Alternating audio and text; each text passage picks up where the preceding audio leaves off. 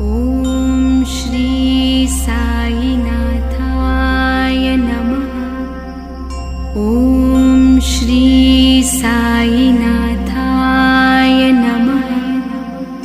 ॐ श्री साईनाथाय नमः। ॐ श्री साईनाथाय नमः। ॐ श्री साईनाथाय नमः। ओम साईराम।